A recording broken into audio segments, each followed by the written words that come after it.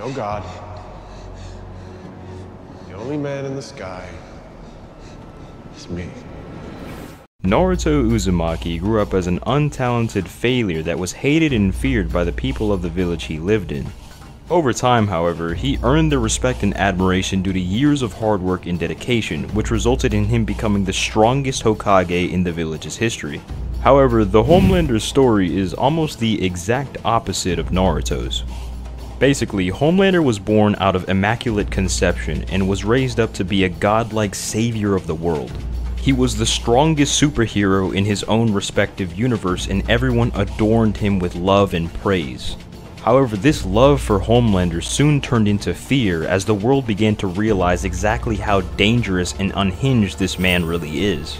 So, can a hardworking boy who built himself from the ground up defeat a man who was genetically engineered to have natural-born talent? Before we get into it, I want to make it very clear that I'm going to be equalizing Naruto's and Homelander's stats in this matchup. While Homelander has some very impressive feats relative to his own universe, such as burning through the chassis of a commercial airliner in less than a second, he doesn't really stack up to the Naruto versus insane power scaling. Like, even Jonin level combatants in Naruto are consistently stated and shown to have light speed scaling. Of course, Naruto also easily reaches the planetary levels of attack potency, so just to be fair to Homelander, we're gonna have to equalize all of these stats. This means that their physical strength, speed, attack potency, durability, and all forms of physical capabilities are now equalized during this matchup. They are exactly as strong as one another. The point of an equal stats matchup is to find out who is the better fighter pound for pound. We're gonna find out who has the better hacks abilities, combat training, and battle intelligence, so let's get right into it. As we've already established, Homelander is the strongest superhero in his respective universe and shares many of his abilities with the likes of Superman. For example, he has the power to quickly take flight and even levitate as if he was walking on air. Whenever Homelander launches himself into the air, he seems to emit a small sonic boom that knocks back everything in the surrounding vicinity. I've already briefly mentioned the laser beams that Homelander can emit from his eyes. Homelander seems to be able to control the intensity of these laser beams at will. He goes from straight up cutting people in half to just simply heating up a bottle of milk. Additionally, Homelander can produce a loud sonic scream that pushes away everything and everyone around him, similar to the Diva Passive Pain's almighty push.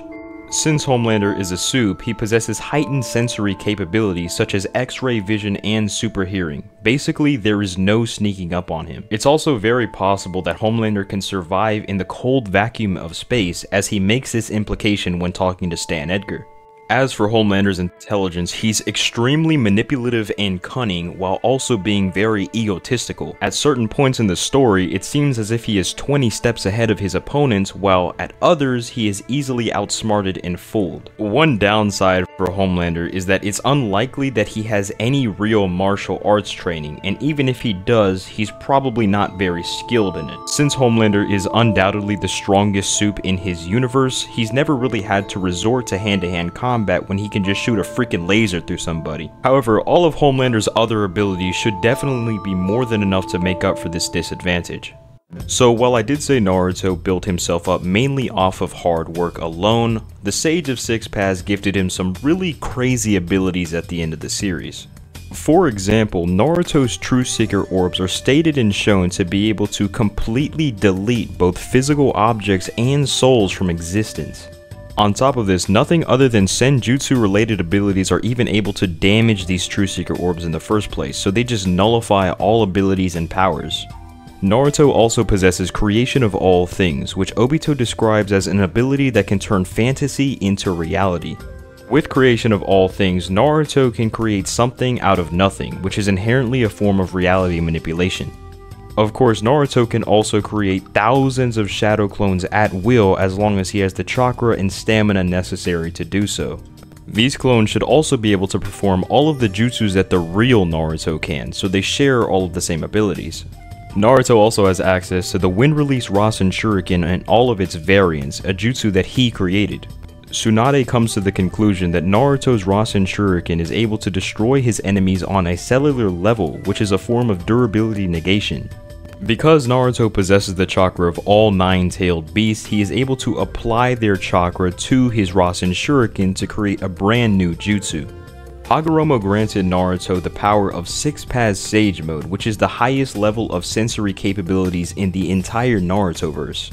When Naruto is using this form, his reaction speed is increased and he now possesses the ability to perfectly sense everything in the surrounding area.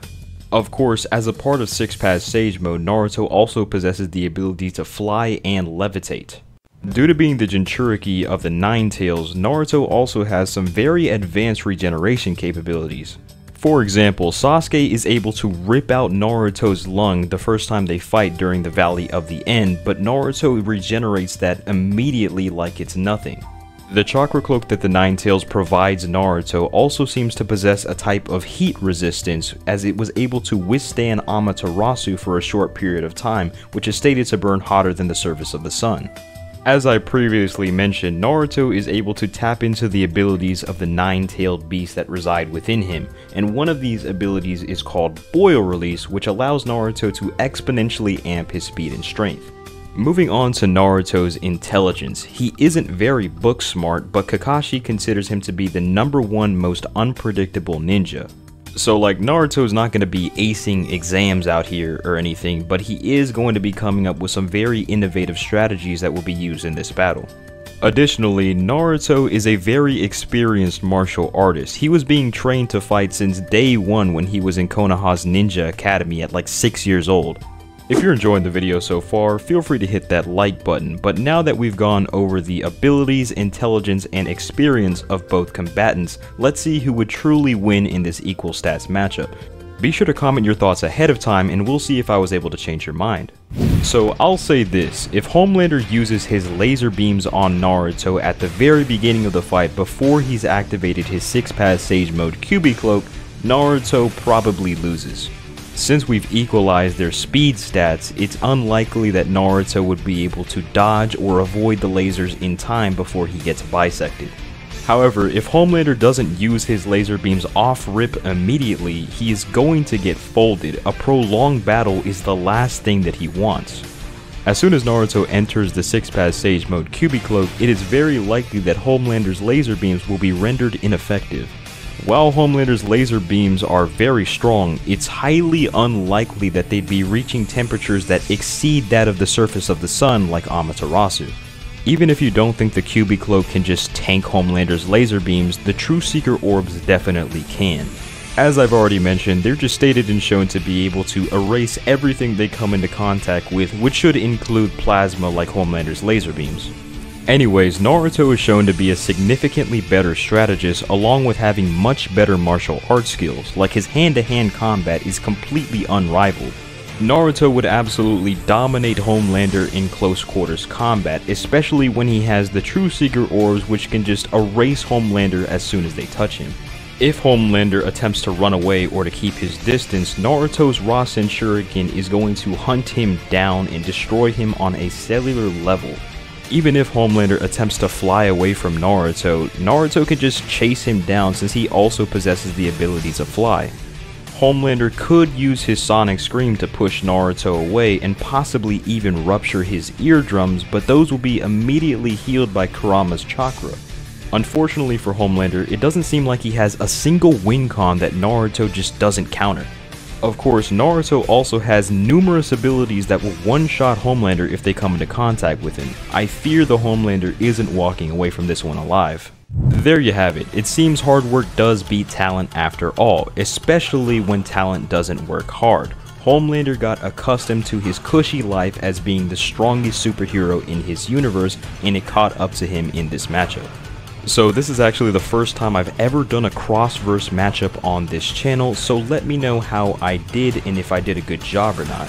I hope you guys enjoyed the video, and I hope you have a great rest of your day, but other than that, I'm gonna catch y'all later. Peace!